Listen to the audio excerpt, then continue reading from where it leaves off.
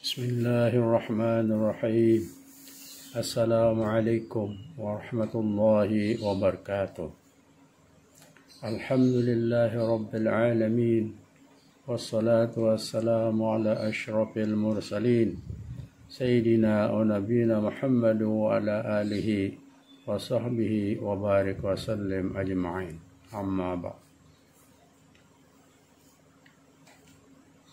Alhamdulillah wa syukurillah, kita panjatkan kehadirat Allah Subhanahu wa taala, di mana sampai hari ini kita masih diberikan umur yang panjang dan sehat walafiat, sehingga kita dapat bersama-sama untuk bertadarus dan mengkaji ilmu Al-Quran meskipun via dunia maya. Salawat dan salam semoga tercurah kepada Rasulullah Sallallahu Alaihi Wasallam beserta keluarganya, para sahabatnya, dan orang-orang yang mengikuti beliau ila yaumil qiyamah. Amma ba'du. Kita meneruskan kajian surah Al-Baqarah ayat ke-21 sampai 24, yang intinya adalah tuntunan mengenal Allah dalam tauhid. A'udzu billahi minasy syaithanir rajim. Bismillahirrahmanirrahim. يا أيها الناس اعبدوا ربكم الذي خلقكم والذين من قبلكم لعلكم تتقون. يا أيها wahai annasu manusia, ubudu sembahlah oleh kamu semua. Ini adalah fi'il amar. Fi'il amar artinya adalah perintah. Perintah Allah kepada Nabi Muhammad dan umat Islam. Dan di sini diperintahkan kepada seluruh manusia. Ya ayuhan nas, wahai seluruh manusia, ubudu, sembahlah oleh kalian semua Rabbakum, Tuhan kalian, allazi yang khalaqakum, yang telah menciptakan kalian, wallazina dan orang-orang yang min dari qablikum sebelum kalian, la'allakum agar kalian menjadi tattaqun, orang-orang yang bertakwa.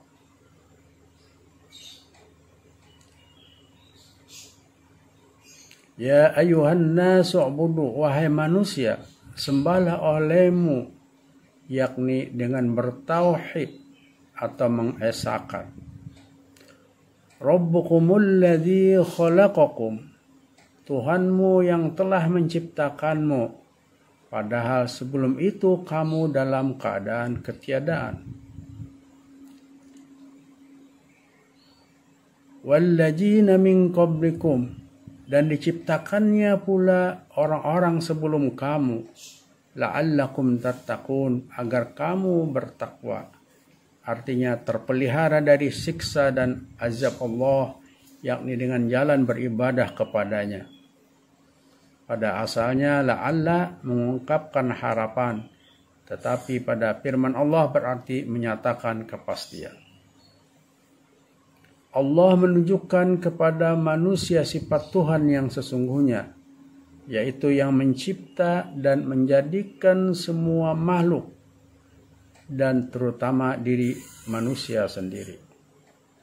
Bapak ibunya dan nenek moyangnya dijadikan dari tidak ada menjadi berwujud atau ada. Inilah alat pertama untuk mencapai iman dan takwa. Yang paling berhak untuk disembah dengan sebenar-benarnya hanyalah Allah saja. Artinya dia tidak boleh dipersekutukan dengan siapapun dalam keilahiannya. Karena rububiyah atau sifat ketuhanan itu hanya miliknya. Dia adalah menciptakan manusia, bukan yang lain. Dan sang pencipta tentu saja lebih berhak untuk disembah oleh ciptaannya. Melalui ayat ini Allah menyeru dan memerintahkan hamba-hambanya, dan ini merupakan seruan pertama di dalam Al-Quran agar mereka menyembahnya. Karena dialah yang menciptakan mereka dan orang-orang sebelum mereka. Sebagai Tuhan, Allah berhak untuk disembah, dan seorang hamba wajib untuk menyembahnya agar dia selamat dari kemurkaan dan kepedihan siksanya. Ayat ini menerangkan maksud Allah menciptakan makhluk, yakni bahwa agar terjadi penyembahan kepadanya, Allah menciptakan makhluk, mengutus para rasul, dan menurunkan kitab-kitab di tengah-tengah mereka. Dan inilah yang merupakan tujuan utama dan terbesar dari penciptaan makhluk. Ibnu Mas'ud radhiyallahu anhu bertanya, "Ya Rasulullah, apakah dosa yang terbesar di sisi Allah?" Nabi Shallallahu Alaihi Wasallam menjawab, "Jika kamu mengadakan sekutu bagi Allah, padahal Allah yang menjadikan kamu." Ini adalah seruan Allah kepada seluruh manusia. Hendaknya kalian sembah Allah, Tuhan yang melimpahkan kepada kalian nikmat-nikmatnya. Takutlah kalian kepadanya, dan janganlah kalian ingkar terhadap agamanya. Dialah yang telah menciptakan kalian dan orang-orang sebelum kalian. Mudah-mudahan kalian termasuk orang-orang yang bertakwa, yaitu orang-orang yang mendapat ridha Allah dan mereka pun ridha kepadanya. Kemudian ayat 22. الذي جعل لكم الأرض فراشا والسماء بناء وأنزل من السماء ماء فأخرج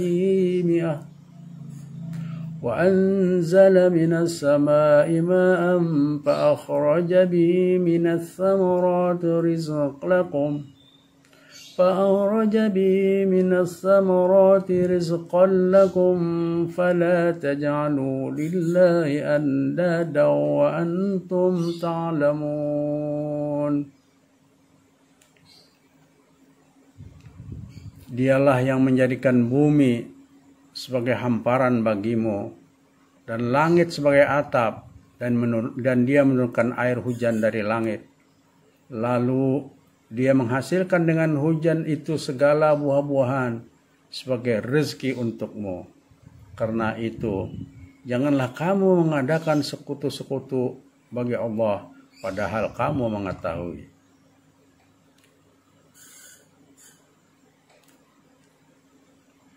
Arti sekutu bagi Allah ialah segala sesuatu yang disembah di samping menyembah Allah, seperti berhala-berhala, dewa-dewa, dan sebagainya. Allazi ja'ala, dialah yang telah menjadikan, menciptakan, lakumul ardo firasya, bagimu bumi sebagai hamparan, yakni hamparan yang tidak begitu keras dan tidak pula begitu lunak, sehingga tidak mungkin didiami secara tetap. Wasama binaan, dan langit sebagai naungan, yakni sebagai atap. Wa anzala minas sama'i ma'an, dan diturunkannya dari langit air hujan. Fa akhraja bihi min, lalu dikeluarkannya daripadanya. Maksudnya bermacam samarati rizqan lakum, buah-buahan sebagai rezeki bagi kamu, buat kamu makan, dan kamu berikan rumputnya pada binatang ternakmu. Fala taj'alu lillahi andadan, maka janganlah kamu adakan sekutu-sekutu bagi Allah, artinya serikat-serikatnya dalam pengabdian. wa antum ta'lamun, padahal kamu mengetahui bahwa dialah pencipta, sedangkan mereka itu tidak dapat menciptakan apa-apa, maka tidaklah layak disebut dan dikatakan Tuhan. Bapak Ibu kaum muslimin yang dirahmati Allah, Tuhan kalian yang menjadikan bumi terhampar agar mudah kalian tempati. Dia juga yang menjadikan langit sebagai atap pelindung. Dia menurunkan hujan dari awan di langit. Lalu dengan air itu dia tumbuhkan aneka buah-buahan dan tumbuh-tumbuhan sebagai rezeki bagi kalian. Oleh karena itu, janganlah kalian menyekutukan Allah, padahal kalian mengetahui bahwa Allah semata yang Maha Pencipta dan pemberi rezeki serta yang berhak untuk disembah. Bukankah Allah yang telah menghamparkan dan membentangkan bumi ini seperti kasur untuk manusia agar mereka hidup di atas punggungnya dan bersenang-senang dengan berbagai kenikmatan yang ada di atasnya? Bukankah Allah juga yang telah menjadikan langit sebagai atap dan bumi ini untuk menciptakan padanya apa yang berguna bagi manusia, seperti matahari, bulan, bintang, dan planet? Kemudian, bukankah Allah juga yang telah menumbuhkan dengan air yang diturunkannya berbagai macam jenis buah-buahan, biji-bijian, dan sayur-sayuran yang terasa lezat dan enak di mata dan juga di mulut?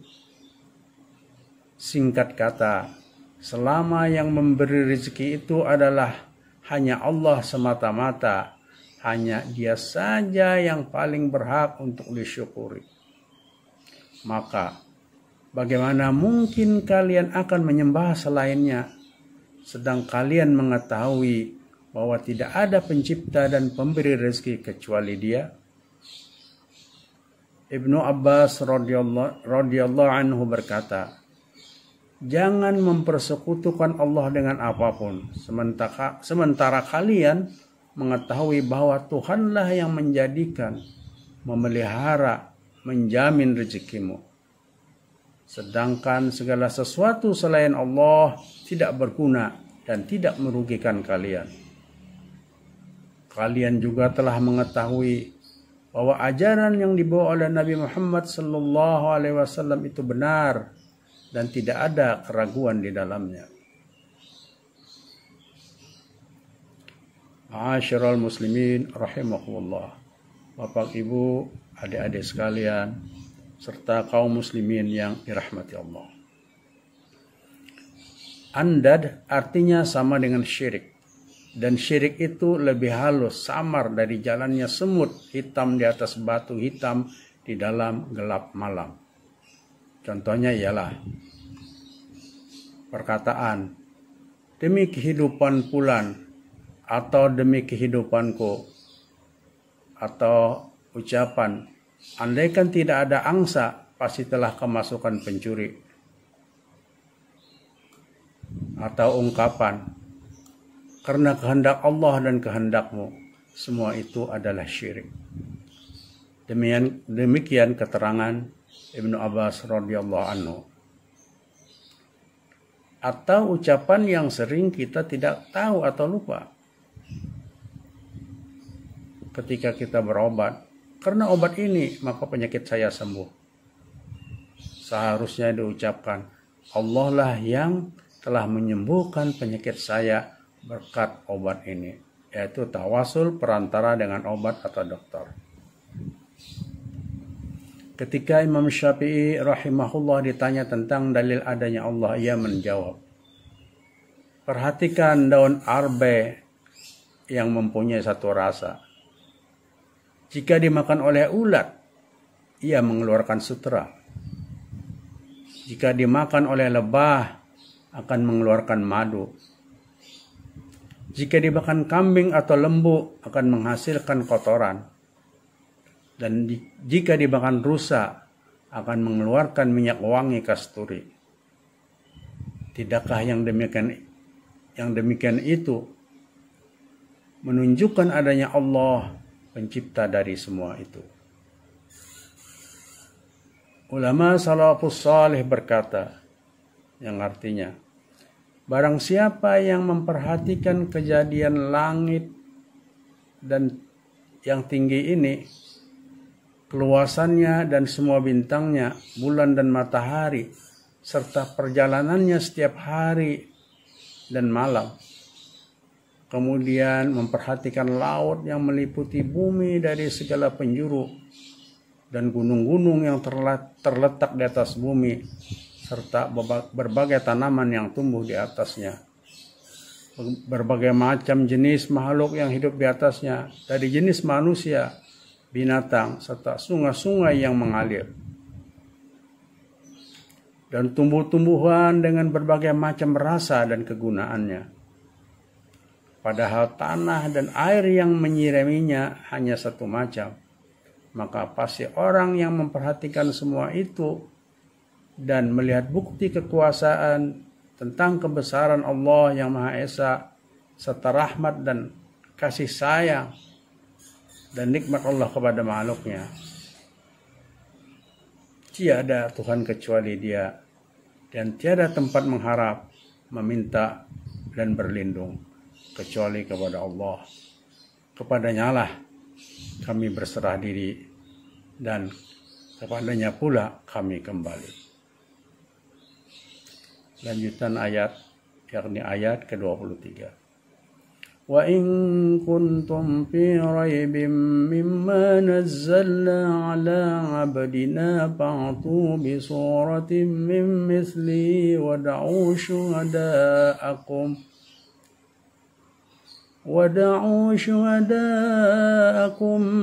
min dunillahi in kuntum sadiqin. Dan jika kamu tetap dalam keraguan tentang Al-Quran yang kami wahyukan kepada hamba kami, Nabi Muhammad, buatlah satu surah saja yang semisal Al-Quran itu, dan ajaklah penolong-penolongmu selain Allah jika kamu orang-orang yang benar. Ayat ini merupakan tantangan bagi mereka yang meragukan tentang kebenaran Al-Quran. Itu tidak dapat ditiru walaupun dengan mengerahkan semua ahli sastra dan bahasa, karena ia merupakan mukjizat Nabi Muhammad sallallahu alaihi wasallam.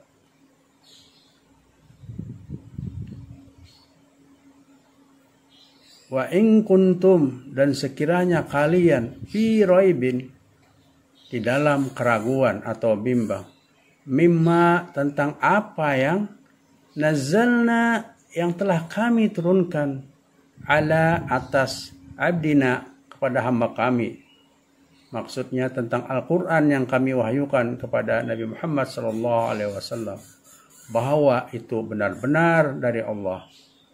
Fa'tu, maka buatlah oleh kalian semua, bisuratin, sebuah surah, min, dari mislihi, yang misalnya atau sebandingnya dengan surah yang diwahyukan itu.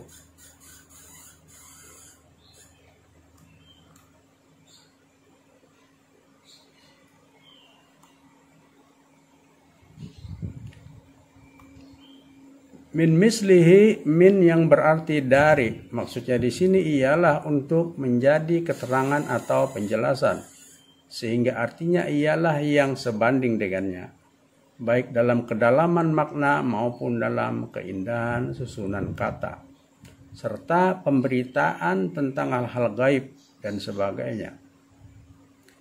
Yang dimaksud dengan surah ialah suatu penggal perkataan yang mempunyai permulaan, kesudahan, dan sekurang-kurangnya terdiri dari 3 ayat. Wad'u, dan ajaklah oleh kalian semua, syuhada'akum, saksi-saksi kalian semua.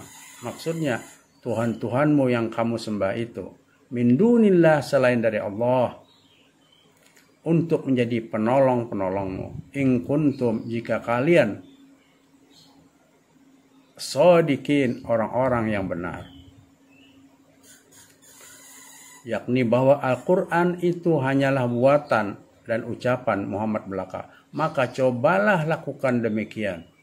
Bukankah kamu orang-orang yang berlidah fasih seperti Muhammad pula? Dan jika kalian, wahai orang-orang yang durhaka, masih ragu-ragu terhadap apa yang kami turunkan kepada hambaku, yakni Nabi Muhammad SAW, kalian menduga bahwa itu bukan berasal dari Allah, maka datangkan satu surah yang serupa dengan satu surah Al-Quran.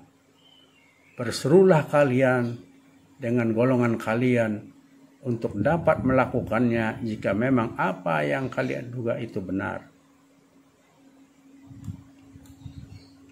Akan tetapi sesungguhnya hal ini tidak mungkin terjadi, yakni karena mereka telah ditaklukkan dan dikalahkan dengan seburuk-buruk kekalahan.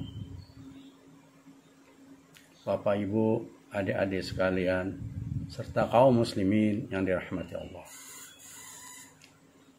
Tantangan yang dikemukakan ayat ini sungguh mengagumkan. Dan yang lebih mengagumkan lagi adalah kepastian tentang ketidakmampuan siapapun untuk membuat semacamnya. Seandainya ada kemampuan untuk membuktikan kebohongan pernyataan itu, niscaya orang-orang kafir tidak tinggal diam walau sesaat. Tidak dapat diragukan bahwa pernyataan Al-Quran itu dan kenyataan di lapangan merupakan mukjizat yang tidak dapat diragukan. Lapangan baik orang-orang kafir untuk menyambut tantangan Al-Quran ini terbuka lebar, tetapi mereka tidak melayaninya karena mereka sadar bahwa mereka tidak memiliki kemampuan. Dalam surah Yunus surah ke-10 ayat 30, Allah Subhanahu wa taala berfirman, "Wa ma kana hadzal Qur'anu ay yubtara min dunillah, walakin tasdiqal ladzi baina yadayhi wa tafsilal kitabi la raiba fihi birabbil alamin." Yang artinya, tidaklah mungkin Al-Quran ini dibuat oleh selain Allah. Akan tetapi Al-Quran itu membenarkan kitab-kitab yang sebelumnya, yakni yang asli, yang belum dikotori oleh tangan-tangan manusia, dan menjelaskan hukum-hukum yang telah ditetapkannya. Maksudnya Al-Quran itu menjelaskan secara terperinci hukum-hukum yang telah disebutkan dalam Al-Quran itu. Tidak ada keraguan di dalamnya, diturunkan dari Tuhan semesta alam. Sahabat Nabi Abu Hurairah radhiyallahu anhu mengatakan bahwa Rasulullah Shallallahu alaihi wasallam bersabda, yang artinya, tiada seorang nabi pun melainkan telah dianugerahi suatu mukjizat yang disesuaikan dengan apa yang diimani oleh manusia di masanya. Dan sesungguhnya apa yang telah diberikan kepadaku hanya wahyu yang diturunkan oleh Allah kepadaku, maka aku berharap semoga aku adalah nabi yang banyak pengikutnya di antara semua nabi kelak di hari kiamat. Hadis riwayat Bukhari dan Muslim.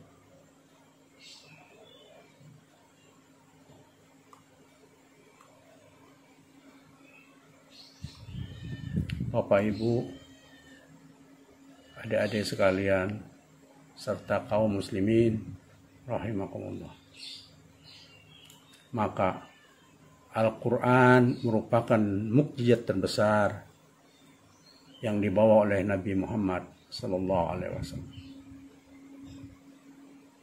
Sedangkan mukjizat lainnya masih banyak sehingga tidak dapat dihitung. Karena mukjizat Nabi Muhammad SAW berupa mukjizat yang kekal hingga hari kiamat. Kita teruskan kajian ayat 24. Fa in lam taf'alu wa lan taf'alu fattaqun nar allati waquduha an-nas wal hijarah uiddat lil kafirin. Maka jika kamu tidak dapat membuatnya, dan pasti kamu tidak akan dapat membuatnya, peliharalah dirimu dari neraka yang bahan bakarnya terdiri dari manusia dan batu yang disediakan bagi orang-orang kafir. Tatkala mereka tidak mampu memenuhi permintaan itu, maka Allah Subhanahu wa taala berfirman, "Fa illam tab'alu," dan jika kamu tidak dapat melakukan apa yang disebutkan itu disebabkan kelemahan dan ketidakmampuanmu, walan tab'alu, dan kamu pasti tidak akan dapat melakukan itu. Demikian itu untuk selama-lamanya disebabkan terhalang mukjizat Al-Quran itu. Fattaqun naro, maka jagalah dirimu dari neraka dengan jalan beriman kepada Allah dan meyakini bahwa Al-Quran itu bukanlah ucapan manusia. Allati waquduhan nasu, yang bahan bakarnya terdiri dari manusia, yakni orang-orang kafir. Wal hijaratu, dan batu, misalnya yang dipakai untuk membuat patung-patung atau berhala-berhala mereka. Maksudnya api neraka itu amat panas dan tambah menyala dengan bahan bakar manusia dan batu. Jadi bukan seperti api dunia yang hanya dapat dinyalakan oleh kayu bakar atau yang lainnya. Uiddat lil muttaqin, yang disediakan bagi orang-orang kafir sebagai alat untuk menyiksa mereka. Kalimat belakang ini dapat menjadi kalimat baru atau menunjukkan keadaan yang lazim. Dan jika saat ini kalian tidak mampu mendatangkan satu surah yang serupa dengan Al-Quran, selanjutnya pun kalian pasti tidak akan mampu. Takutlah kalian pada siksa api neraka dengan cara mempercayai kebenaran Nabi Muhammad SAW dan menaati Allah Subhanahu wa taala. Api neraka yang bahan bakarnya terdiri atas manusia dan bebatuan itu disediakan bagi orang-orang yang ingkar kepada Allah dan Rasul-Nya. Sesungguhnya kalian tidak akan mampu melayani tantangan ini. Bahkan sampai kapanpun kalian tidak akan pernah bisa melakukannya. Karena Al-Quran adalah firman dari yang maha bijaksana lagi maha mengetahui. Maka dari itu kasihanilah diri kalian dengan cara beriman kepada Allah, agar Dia menyelamatkan kalian dari neraka yang menyala-nyala, sebab siksanya tidak akan dapat dihindari kecuali dengan mengikuti Rasul-Nya. Dan ketahuilah bahwa kalian sama sekali tidak akan kuat menghadapi siksa neraka yang dinyalakan dengan bahan bakar dari manusia dan batu. Allah menjadikannya sebagai tempat kembali bagi orang-orang kafir terhadapnya. Fa illam taf'alu walan,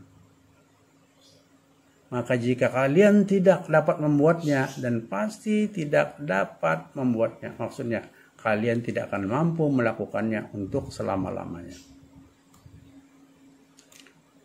Kalimat ini menunjukkan mukjizat Al-Quran yang tegas menyatakan bahwa mereka tak akan dapat membuatnya untuk selamanya. Dan telah terbukti hingga lebih dari 14 abad tidak ada yang sanggup membuat suatu karangan yang menyerupai Al-Quran, sebab memang tidak mungkin seorang makhluk akan dapat menyaingi Allah yang menciptakannya. Dan barang siapa yang memperhatikan Al-Quran, maka ia akan mendapatkan berbagai contoh keindahan kalimatnya, baik yang terang maupun yang tersembunyi. Demikian pula maknanya yang selalu membuka pengetahuan, sebagaimana disebutkan dalam firman-Nya. Alif Lam Mim, kitabun uhkimat ayatuhu thumma fussilat min ladun hakimun khabir.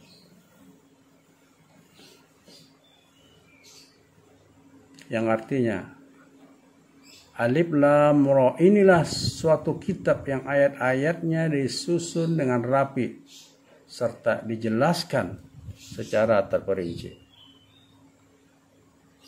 Yang terperinci maksudnya atas beberapa macam, ada yang mengenai ketauhidan, hukum, kisah, akhlak, ilmu pengetahuan, janji dan peringatan serta lain-lain. Yang diturunkan dari sisi Allah yang Maha Bijaksana lagi Maha Mengetahui. Bapak Ibu kaum muslimin rahimakumullah. Kalimat-kalimat Al-Quran disusun dengan rapi, padat berisi, dan maknanya tidak dapat ditiru atau disaingi. Juga memberitakan kejadian-kejadian yang telah lalu secara tepat sesuai dengan terjadinya, sebagaimana ditegaskan dalam firman Allah Subhanahu wa taala, "Wa tammat kalimatu rabbika sidqan wa adla, la mubaddila li kalimatihi wa huwas samiul alim." Telah sempurnalah kalimat Tuhanmu, yakni Al-Quran, sebagai kalimat yang benar dan adil. Tidak ada yang dapat merubah-rubah kalimat-kalimatnya. Dan dialah Allah yang Maha mendengar lagi Maha mengetahui. Surah Al-An'am ayat 115. Dengan demikian, semua ajaran Al-Quran itu benar, adil, dan merupakan petunjuk. Tidak ada kelebihan atau bual-bualan dusta, sebagaimana yang biasa terdapat dalam sajak syair, cerita-cerita, dan hikayat-hikayat. Tiada bacaan melebihi Al-Quran dalam perhatian yang diperolehnya. Bukan saja sejarahnya secara umum, tetapi ayat demi ayat, baik dari segi masa, musim, dan saat turunnya sampai kepada sebab-sebab serta waktu-waktu turunnya atau asbabun nuzul. Tiada bacaan seperti Al-Quran yang dipelajari bukan hanya susunan redaksi dan pemilihan kosakatanya, tetapi juga kandungannya yang tersirat, bahkan sampai kepada kesan yang ditimbulkannya. Semua dituangkan dalam jutaan jilid buku, generasi demi generasi. Kemudian apa yang dituangkan dari sumber yang tidak pernah kering itu berbeda-beda sesuai dengan perbedaan kemampuan dan kecenderungan mereka. Namun semua mengandung kebenaran. Al-Quran layaknya sebuah permata yang memancarkan cahaya berbeda-beda sesuai dengan sudut pandang masing-masing. Tiada bacaan seperti Al-Quran yang diatur tata cara membacanya. Mana yang dipendekkan, dipanjangkan, diperhalus atau dipertebal ucapannya. Di mana tempat yang terlarang atau boleh, atau harus memulai dan berhenti. Bahkan diatur lagu dan iramanya sampai kepada etika membacanya. Bapak Ibu kaum muslimin yang dirahmati Allah, seluruh isi Al-Quran itu hak dan sangat indah nilai sastranya. Bagi siapapun yang benar-benar mengerti dan memahami, baru ia akan merasa bahwa tiada tuntunan, ajaran, kisah, dan berita yang lebih indah daripada susunannya, daripada Al-Quran. Bahkan walau diulang-ulang beberapa kali membacanya dengan iman, tidak akan menjemukan. Sebab pada setiap kali ulangan, terasa mendapat hikmah dan rasa nikmat yang baru dan hangat. Jika berjumpa dengan ayat yang berisi ancaman, maka benar-benar membangkitkan bulu roma. Sebaliknya, ayat yang berisi harapan memiliki daya tarik bagi setiap hati dan perasaan yang hidup dan menyadarinya. Demikian dan semoga bermanfaat. Subhanakallahumma wa bihamdika asyhadu an la ilaha illa anta astaghfiruka wa atubu ilaik. Wal asri, demi masa, inna sesungguhnya al insana manusia tapi sungguh berada khusrin dalam kerugian, illa kecuali alladzina orang-orang yang amanu mereka telah beriman, wa amilu dan beramal as-salihat beramal saleh kebajikan kebaikan, wa tawasaw bil haq dan saling nasihat menasihati di dalam kebenaran, wa tawasaw bisawab dan saling nasihat menasihati supaya mentaati kebenaran dan supaya menetapi kesabaran.